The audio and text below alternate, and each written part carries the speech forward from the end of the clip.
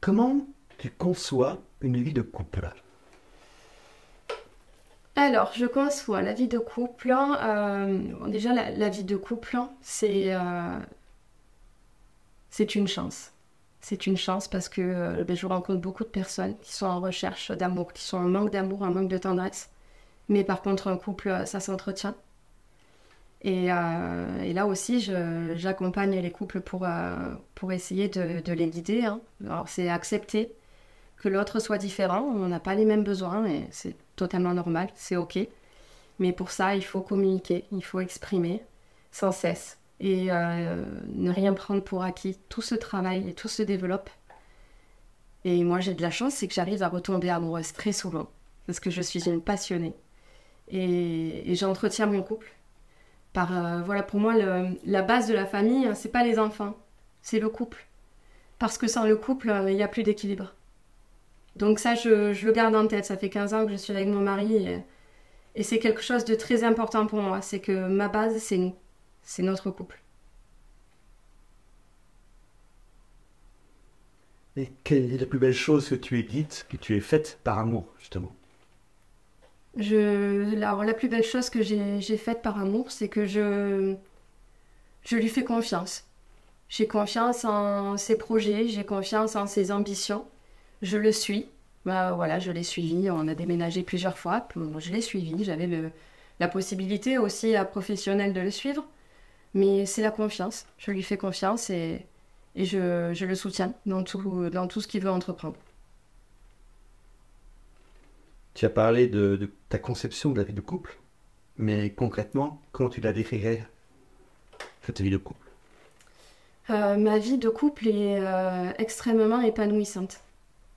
Alors bien sûr, des hauts, des bas, il y en a chez tous les couples. Et ce que je retiens, c'est que je suis avec la personne qui me convient parfaitement, qui a les mêmes valeurs que moi, de tolérance, d'acceptation. Et ben, quand j'étais malade, la seule personne vraiment sur qui je pouvais compter, c'était lui. Et il est d'un soutien sans faille, sans faille. C'est, je sais pas, c'est puissant. C'est puissant, ce qui nous lie, on rigole, on est complices, on est amis, on est amants, on est tout. On est tout. Et on a besoin de personne d'autre que nous. Tu peux le nommer? Il s'appelle Jonathan. Bon, Jonathan, mon Dieu. Qu'est-ce que tu peux nous raconter de la sexualité? Alors, ben, la sexualité, c'est important pour une vie de couple hein, épanouie, ça en fait partie. Euh, c'est important d'exprimer ses besoins, d'exprimer ses satisfactions, d'exprimer ses attentes. Et bizarrement, je pensais pas, moi, dans le coaching, que j'allais avoir beaucoup de problèmes, beaucoup de coachés qui me parlent de sexualité. Et en fait, c'est un thème qui revient beaucoup et je ne m'attendais pas à gérer cette partie-là aussi. Et en fait, c'est souvent que les personnes n'arrivent pas à exprimer de peur de perdre l'autre. Alors que non, justement, on doit être capable de parler de tout exprimer. Alors après qu'on accepte les attentes de l'autre, qu'on puisse y répondre, c'est une chose. Voilà, ça reste dans la communication. Mais normalement, on est censé tout se dire, sans filtre, de la bonne façon. Mais on est censé tout se dire, tout s'exprimer. Et puis on évolue ensemble. C'est-à-dire que ce qu'on aimait au début du couple, mais c'est pas forcément ce qu'on aime après. Et en fait, il y a toujours des réajustements. Que représente le foyer pour toi? Le cœur. Le foyer, c'est le cœur. C'est l'aboutissement d'une vie. Et pour toi, qu'est-ce que devenir une mère? Oh, c'est le métier le plus difficile au monde. C'est la chose la plus difficile au monde, la chose la plus belle. Mais c'est la seule chose dont on n'a pas les clés. Et on fait du mieux qu'on peut. Et on fait des erreurs. Et c'est normal, il faut juste s'en rendre compte et essayer d'évoluer dans le bon sens. Toi, tu as les enfants? Oui. J'ai deux enfants, donc j'ai ma fille Tiffaine qui a 10 ans et demi et mon fils qui a 6 ans. Sullivan.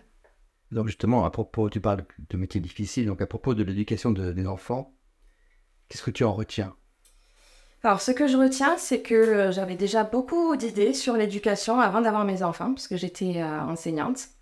Donc, j'avais beaucoup d'idées bien fixes. Ah, voilà, moi, ça se passera comme ça. Je savais comment ça allait se dérouler, et en fait, on ne sait jamais comment ça va se dérouler, et c'est normal. Mais ça, il faut accepter aussi que ça ne se passe pas comme on le pense, et se lâcher prise et s'adapter à son enfant et à son caractère. Parce que des fois, on ne s'attend pas au caractère de l'enfant. On se dit, bon, ben, il n'y a pas de souci, ça va glisser avec les bases d'éducation que j'ai.